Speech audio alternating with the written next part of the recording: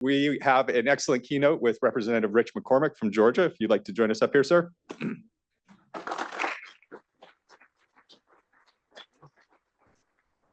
Thank you. So it is really good to be here. I will tell you the interesting thing in a place like this, especially with your original name, is this is probably the worst place to leave your phone up by the coffee. Anybody missing a phone with two dogs lying down on it? I'd say this is the worst possible place you can leave a phone like this. I just thinking. Go ahead. In the military, we say, stay alert, stay alive. Interesting times. Originally, when I was told that you guys wanted me to talk to you, is going to relate back to security for hospitals. I worked at the Emory healthcare system for a while, and it got hacked this last year. Cost $1 million per day, and they never solved it. So they had to really start the entire system over. That's germane. But even more germane right now is what's happening in the last day.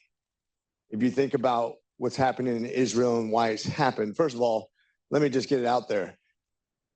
In hindsight, probably a really bad idea to tell the world that you're going to destroy Israel with nuclear arms. That's what led to this. And if anybody thinks we're divested from that or we can be isolationists, is remember that Israel has been called the little Satan. We are the big Satan.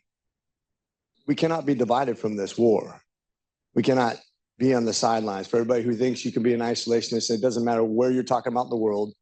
And I've been all over the world multiple times as a military officer, both the Marines for over 16 years and the Navy for over 4 years, been deployed to the Persian Gulf many times, North Africa many times, Korea many times. Afghanistan was my last tour in 2016 as the head of emergency medicine. So both as a pilot, airborne, and a physician, this stuff is real, and it will always come back. And 40 years ago at Point de Hoc, Ronald Reagan said, isolationism never was and never will be the answer to expansionist, tyrannical governments.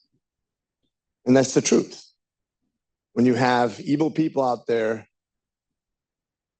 we need defenders. Now, believe it or not, this is where you come into play, both offensively and defensively. There's a book called Art of War. Anybody ever heard of it? One of the most famous books ever written on war. Why is it so famous when it was written so long ago? Because the chapters remain applicable today. They're written in platitudes, in things that don't change.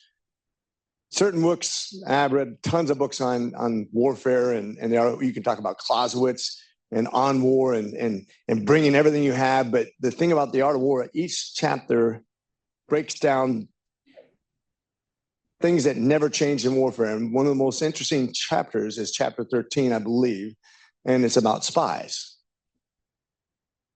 If you think about it, all these tanks and LAVs and big things are going to be rolling down the streets tomorrow, which I'll be at that parade. That's not where the real war is fought anymore. As a matter of fact, tanks are almost obsolete. The Marine Corps got rid of their tanks this year. Got rid of their tanks. Why would they do that? They also got rid of their snipers. Why would they do that? Because we're investing in the future, in technologies, spies, crypto, being able to both cyber, being able to defend and to go on offense is the biggest weapon we have right now. It's interlinked in space. It's interlinked in your phone. Literally, you plug your phone into a charger at the airport, and all of a sudden, all your information is gone. You have a virus on your phone that has compromised you. That's the future right now. You put your credit card in the gas station, and all of a sudden, your information is stolen. How do we counter that? Why does it matter? Because literally, the information that we're gathering over the internet and through other means is what drove this war that just started yesterday. Where for the first time, we were literally at war between Israel and Iran directly. Now, Iran has tried to come up with nuclear arms previously, and they used encryption to get a virus into the centrifuges that enriched uranium to destroy them. That's brilliant. And by the way, if you're considering attacking Israel, just consider what happened with the pagers not that long ago. These guys understand technology very, very well, and they're very devious. So just don't do it. When you talk about your job and what you guys are trying to do, whether it be on the offense or defense, this is literally where everything starts right now. It could be in business. The amount of money that businesses are putting into securing their information, the amount of time we're putting into legislation to secure people's information, the amount of concern that people have to secure their information is daunting. The fact that people text me every day and I can't even protect my phone number and they're just telemarketers who don't even know I am annoys me. But the fact that they could actually go after my personal information is concerning, because that's a lot of time I had to spend going the opposite way. When a business loses $1 million per day and they can't actually do their job, that is disruptive. Now, what's interesting about technologies right now, and some things we don't talk about, and who all here has worked for one of the big defense contractors, Palantir, Anduril, anything like that? Anybody? A couple people. So if you look at the big four originally, you know, the Lockheeds, the McDonnell Douglases, those people like that, those big four, and full disclosure, my son works for Lockheed, but those big four are struggling right now. Why? Because the new technologies coming up that are ready off the shelf are the future. What you guys do is the future.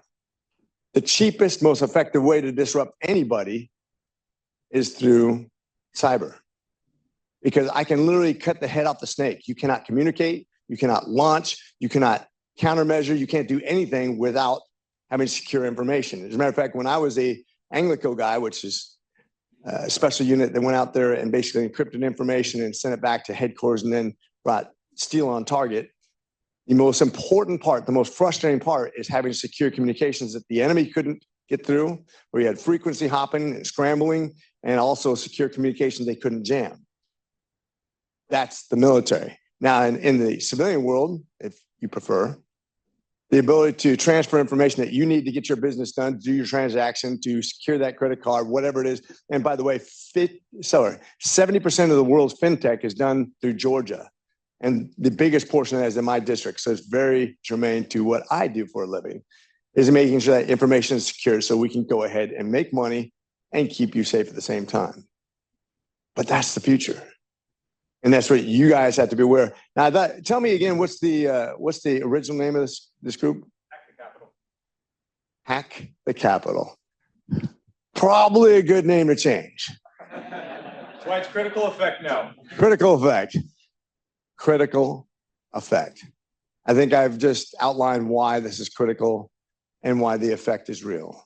Rather than talk at you and make great analogies between tanks and keyboards and talk about the impact, I thought maybe we could be really good if we answer some questions.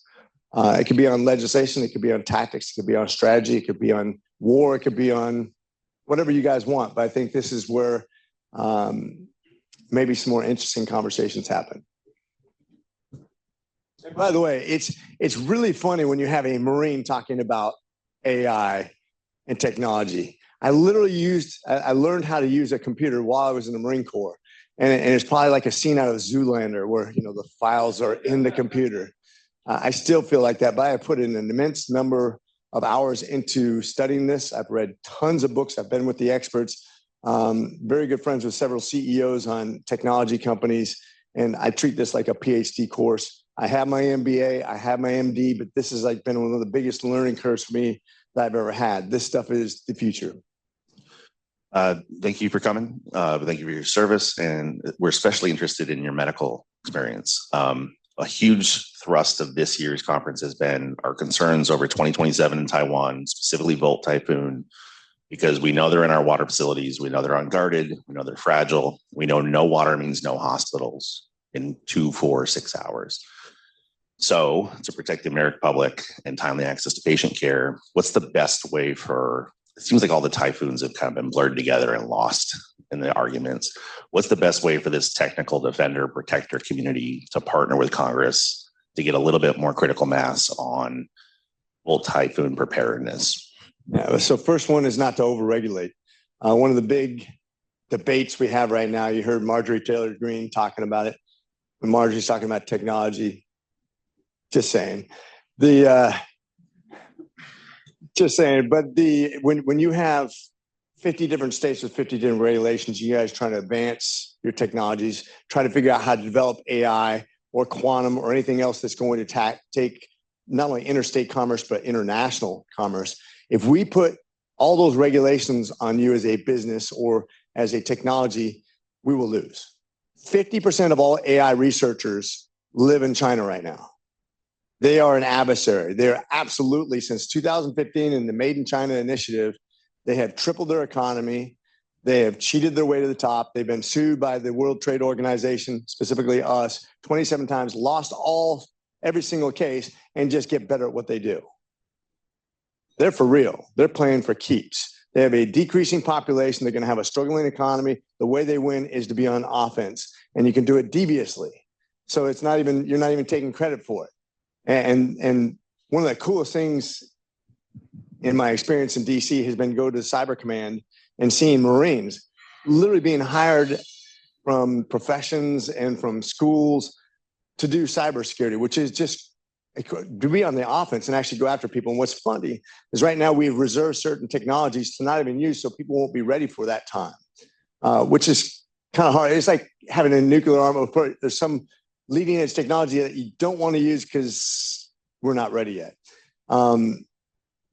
We just saw a Chinese national get caught coming here with a toxic fungus that was meant for our agricultural sector. Now, biological warfare has always kept me awake because I remember what happened with COVID, and I was a physician during the entire pandemic. And that did start in Wuhan. We know that for a fact. You can say it was started in the animal reservoir. We can argue that all day long. I'm a scientist by nature. What disturbs me is when people say we're going to develop something and then they do. That really bothers me.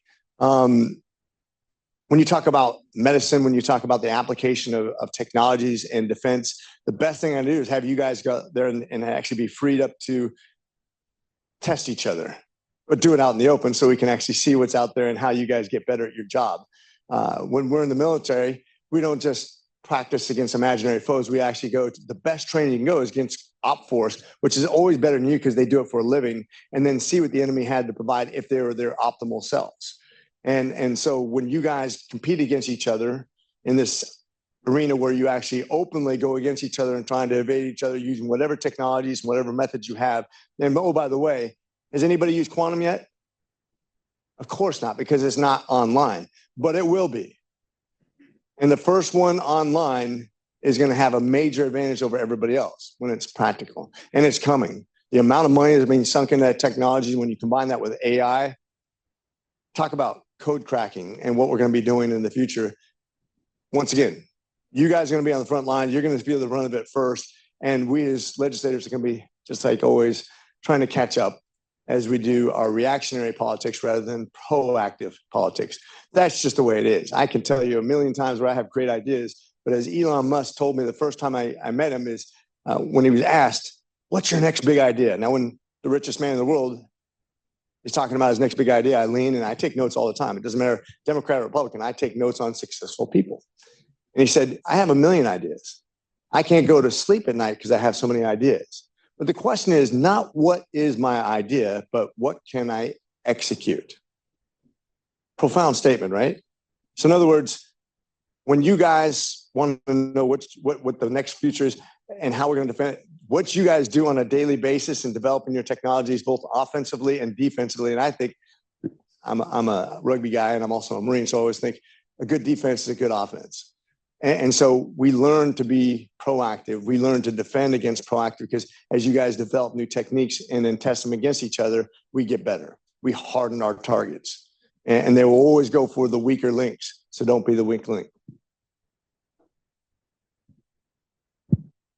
Hi, thank you so much for being here. I truly appreciate it. Cybersecurity is sometimes described as a three-pillar approach of offense, defense, and resilience. I work in the resilience space. How is this Congress working to increase the country's resilience to cyber threats? When you discuss resilience, and at least in my mind, I hadn't really thought about this until you said that, because that's what Emory did. They had to start over. That's the resilience part. That actually is probably one of the weakest links we have, because it's extremely expensive and it requires an investment. It's kind of like when we stockpile. It's a great analogy. Physician, somebody use a physician analogy. When we stockpile medications for a future pandemic, that's considered resiliency, right? The problem is they expire on the shelf. So does our resiliency in technology, because it becomes obsolete as we stockpile it, right? And so we have the same challenges, and it's extremely expensive. And we're at a point right now where we're all running out of money. We are. I mean, if you're not paying attention, we just got downgraded by Moody's for the second time in 2 years. We've been downgraded as a currency because we're so far in debt on our spending, and we can't even cut the smallest items out of the budget. We're still at COVID level spendings post-pandemic with 30% deficit spending, and we are going to increase it by $416 billion next year, more deficit spending. So what does that mean to you? It means I have less money to spend on things we actually need. And cybersecurity is one of the most important things we can invest in, quite frankly. We can't even deliver the weapon systems to Taiwan that they need to defend themselves that they paid for. That's lack of resiliency. We're not good at building things. We're not good at being visionary. It's all reactionary politics, and it's based on party politic one-liners instead of actually having a open discussion. I just talked to, anybody know who Congressman Foster is? He's got a PhD in engineering, computer engineering, which is, and I probably even said that wrong because he's that smart. But this guy is brilliant. And he's talking about a digital ID that helps us keep from waste, fraud, and abuse, make sure that people are who they say they are, and it secures your identity, all those things, biometric and everything else like that. Brilliant guy. He's a Democrat. I love the guy, and he's futuristic. He's so serious. That part I don't get because I'm a Marine, so I just want to punch him in the shoulder and hug him. But he's a good dude, and he understands technology. I'll work with anybody. The problem is we're so divided right now that we can't look into our resiliency, our visionary stuff that would actually benefit the nation, because everybody's so worried about things that the government shouldn't even be involved in. I'm a guy who doesn't believe the government should define our morality or our families or anything else like that. That is what we do on the side. The government's here for one purpose. And there's a really good book called The Law by Bastiat, a Frenchman who wrote a book about America's Constitution and saying if we could just get rid of slavery, we'd be an exceptional country and we would take off, because we're the only country designed from its inception, a country where the government was supposed to serve the people instead of vice versa, where their only purpose is defend your inalienable rights of life, liberty, and the pursuit of happiness, or as Bastiat said, your property. We're not doing that right now. We're so focused on all these political things that don't matter to people, really. I mean, if you just left them alone, they'd really succeed.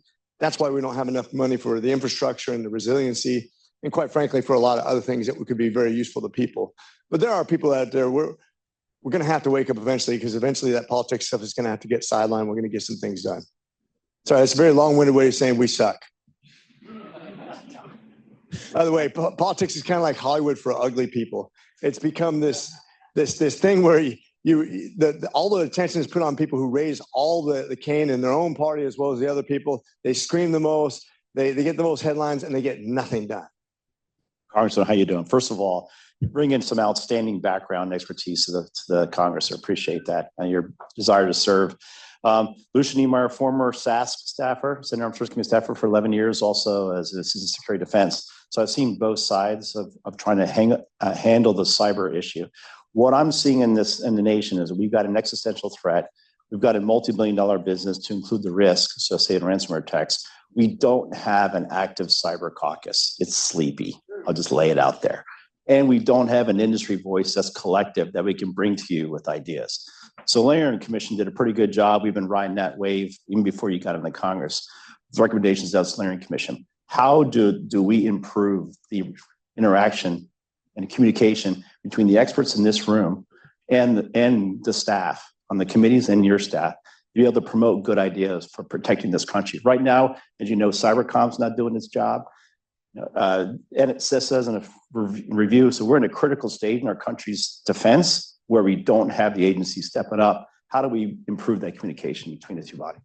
First of all, we should. It's funny, we just came up with a caucus that basically handles fintech and some of that stuff. But I didn't think about it as far as maybe we should be a more inclusive caucus of technologies, because you have Jay Oberman out there, you have Foster, you have some real experts in the industry who have done this for a living and who are highly, highly educated, who've designed systems to be perfect for that sort of thing, far beyond my scope of understanding and education. That's a good idea. And now you got me thinking. It's very interesting. So we just lost a great ally, Mike Gallagher, who just went to go for plenty. Very bright guy. Of course, if you're bright and you're aggressive and you're doing great things, you're probably going to leave Congress, because eventually you get tired of the bruise on your forehead. And there you go. Yeah, we lose a lot of people, but I think there is a new generation. We also have to be very designed in who we bring into Congress. Unfortunately, the party system is so ingrained, and the party system has become so invested in extreme politics because it's been rewarded. And the primary system, I think, needs to be revamped so we can get people who are more focused on solving things rather than dividing people. And I'm a pretty extreme guy, actually, but I'm also very pragmatic, so I pick my fights. And I think find the right cell of people that can start pushing legislation. Like, I'm in the doctor's caucus, so we focus on healthcare. We're not as effective as we should be, but we're trying really hard to get organized and push the next generation of healthcare issues to the forefront. We had the AI task force, which I was on. I'm also on cyber. And I think having people of like-mindedness, not just on those committees. Sometimes people on committees, I'll just be honest with you, you're wasting time with them because they don't know what the heck they're doing. And they don't care. Their staff maybe cares. And sometimes, actually, if you can find a congressman who has really good staff who actually execute on that, that's just as useful as having a congressman who actually knows what the heck they're doing.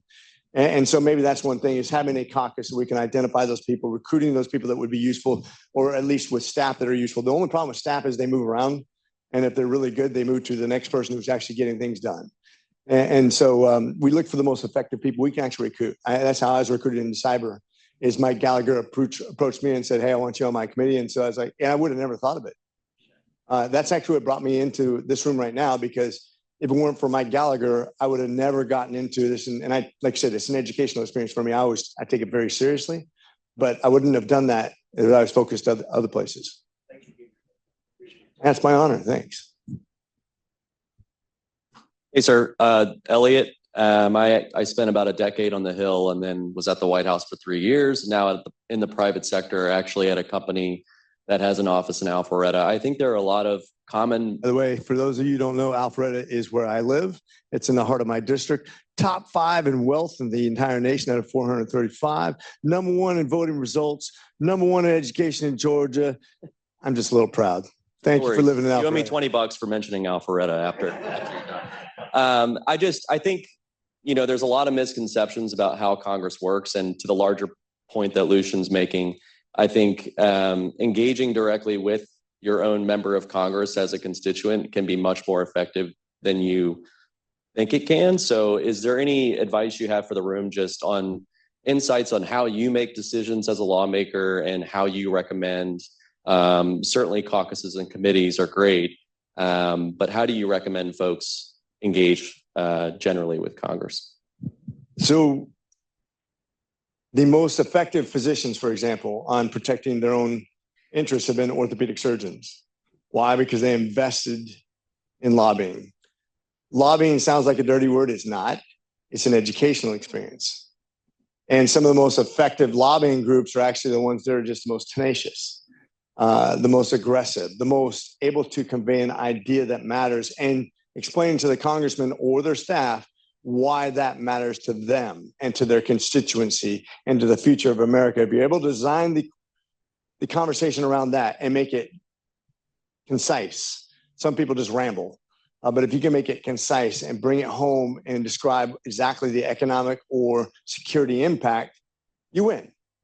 But it takes effort, and it's not just one time. We get so many things thrown at us per day. It is crazy how many texts emails, calls, meetings, hearings, lobbyists every single day. And I'm talking on Sundays too. And not just when I'm here, it's back when I'm in the district, because everybody there wants you to come see their business, know about their family problems, et cetera, et cetera. Constituent services is one of the biggest things we do, and it gets zero press. But my district happens to be number one in constituent services. No, anyways, the point being that your presence up here, actually talking, having a collective effort on congressmen who you can get to care, that you can get to champion your issues. That's why orthopedic surgeons have been successful, because they protected their interests. Everybody else has fallen by the wayside. They now are owned by hospitals. Just for you who don't know, about 80% of all physicians work for hospital systems now. It used to be about 14%. That means healthcare is more expensive, less efficient, and more industrialized, and we lost. Your healthcare premiums, and a lot of people are going to be up 30% this next year, even though inflation's up 4%. Insurance companies making record profits make up 4 of the top 10 Fortune 5 companies in America, 7 of the top 20. They're making lots of money. The PBMs are making a lot of money. The pharmaceuticals are making a lot of money. Your premiums are higher. My reimbursement is lower. Physicians, if you think we're part of the problem, we make 30% less than we did 20 years ago when adjusted for inflation. We get punished, you get punished. The two most important people in this equation, the patient and the physician, are the only ones suffering. Everybody else is making record profits off a $5 trillion economy. By itself, the amount of money we spend in healthcare, both in government and private, would be the 3rd largest economy in the world. Let that sink in. And it's the fastest inflationary cost to Americans. The biggest cost to government, the second biggest cost to businesses, the number one cost to you as our populace. So back to what is effective. Hammer it home with your congressman, of course. It's one thing to write a letter. It's another thing to make a phone call. It's another thing to visit the office. Another one to get congressmen out here to learn. It's really important, and it does make a difference. But it has to be repetitive. It's grueling work, just like anything else that you're successful at. You have to apply yourself over and over again. Get used to disappointment sometimes. Get used to frustration sometimes, and then you'll have a taste of what I put up with every day. This young man here in the front.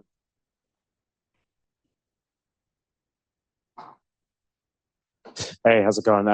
Thanks for being here. My name is Josh. I work as a software engineer at Applied Intuition. We develop autonomous systems, both in automotive as well as defense. Recently, we actually worked with the Secretary of Army to sort of renovate, let's say, ISV in 10 days and then ship it out to Louisiana, where it's now being used in training, and the videos that we're getting. I'm going to catch up right there. ISV is an acronym. I can use some acronyms too. You won't know what they are. It's the Humvee. Anyways, it was an awesome achievement. There's a lot of cool videos coming out of it. Great modernization effort within the military. But I then, on the other side, have a friend who's stationed out in Alaska working as a staff sergeant, and he's still printing out emails for his boss because he doesn't want to look at the computer. So my fear with what I've seen in the DoD is that sort of the future is here, but it's distributed. And how do we sort of get this modernization effort more broadly swept across the department? And how can we as startups and industry sort of help support that effort? Yeah, so I was just talking to General George from Army Futures Command, 4-star, who literally at a conference with Chairman Mike Rogers and several armed services members was describing how 30% of the Air Force budget is absolutely wasted on things that we don't need. We're buying them still. That's a problem. That's why we don't invest in infrastructure and resiliency and other things we need.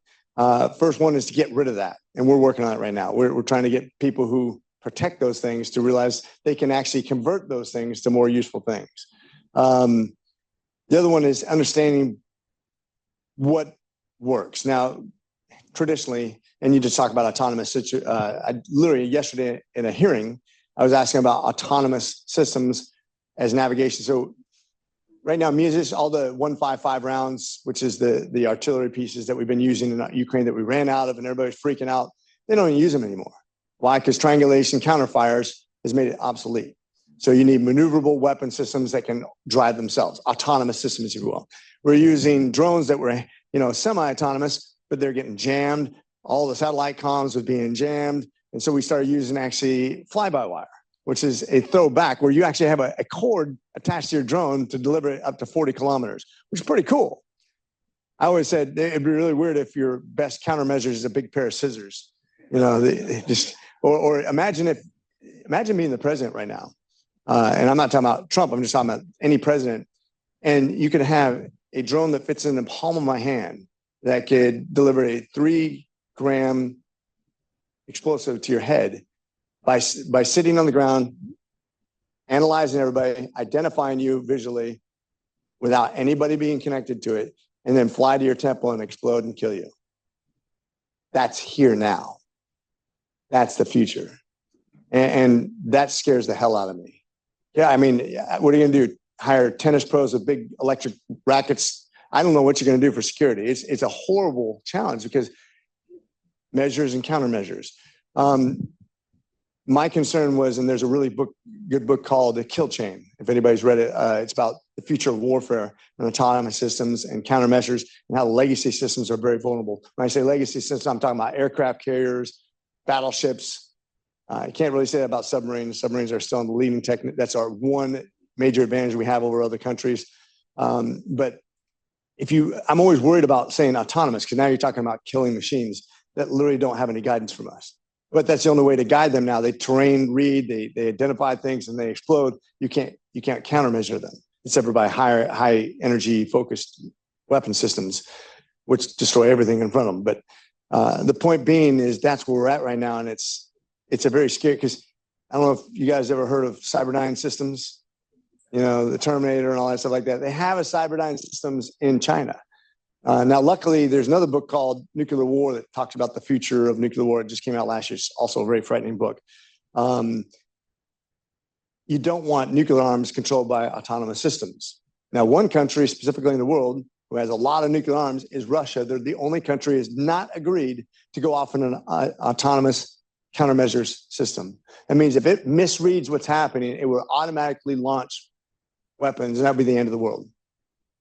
Literally the end of the world. And it doesn't, this Golden Dome thing, by the way, sounds really good on paper. When you have 100 missiles heading your way, you're effed.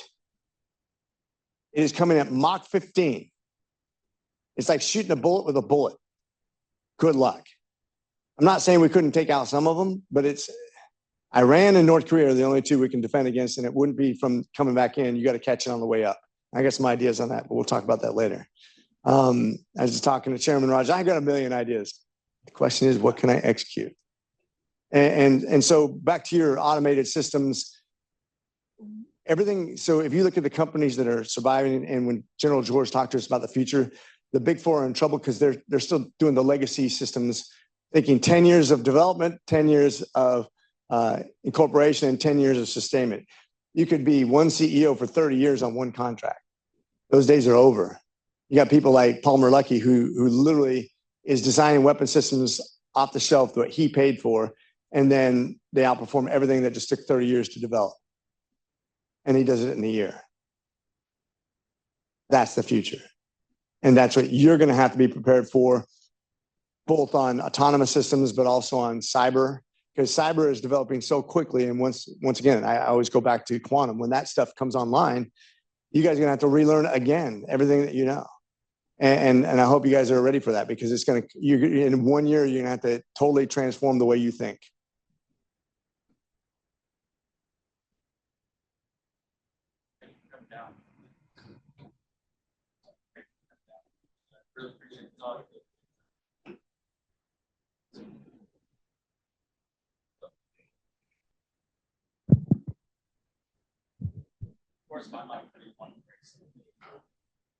And this is a tech-friendly crew. I get it.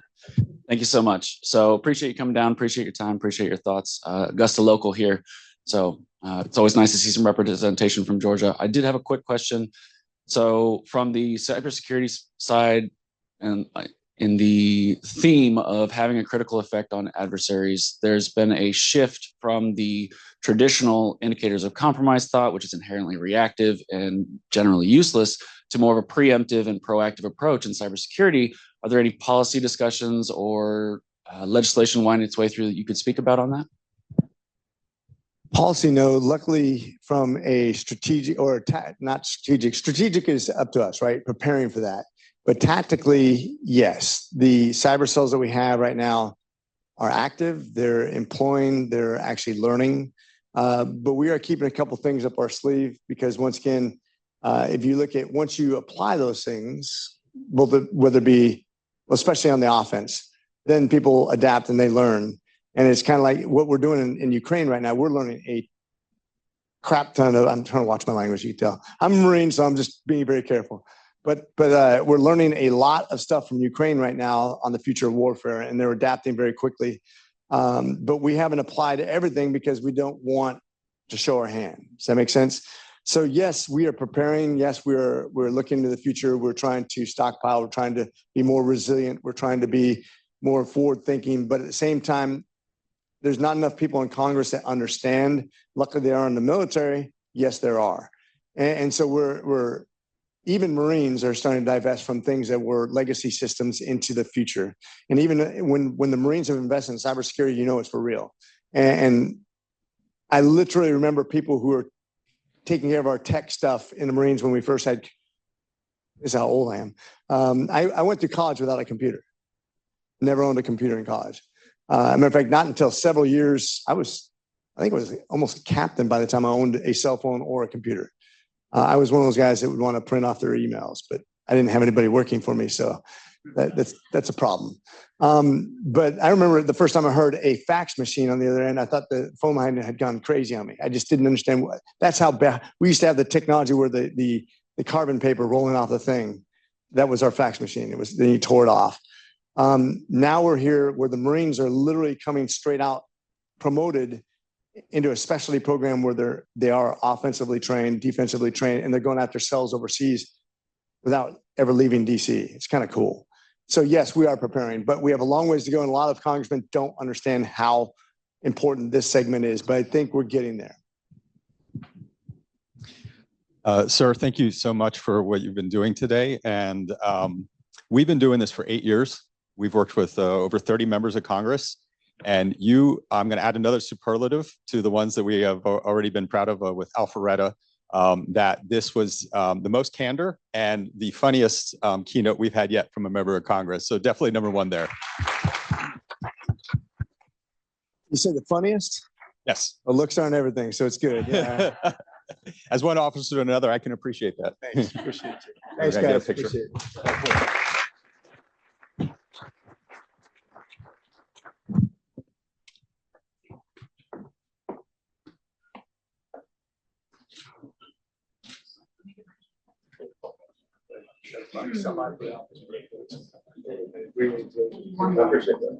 Just in case.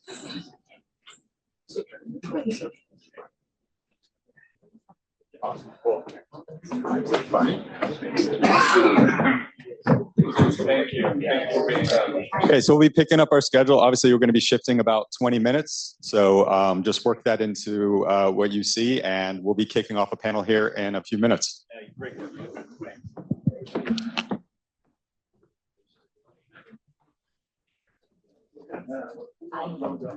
I don't know where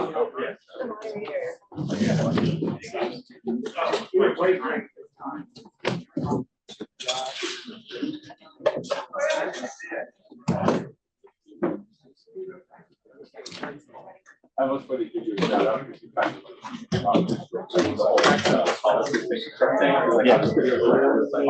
Yeah. Well, actually, we're really here again. We're going to do the same thing. So I'm going to throw out a comment here right at the beginning.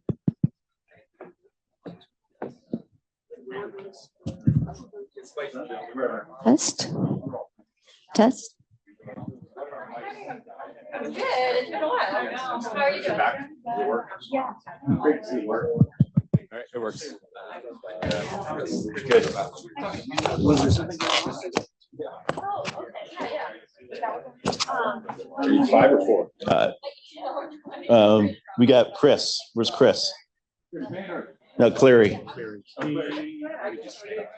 Yeah, okay, so we got Chris. We'll get started when Chris gets back.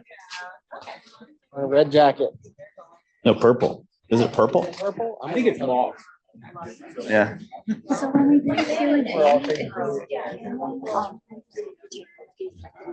Yeah, no worries. you guys.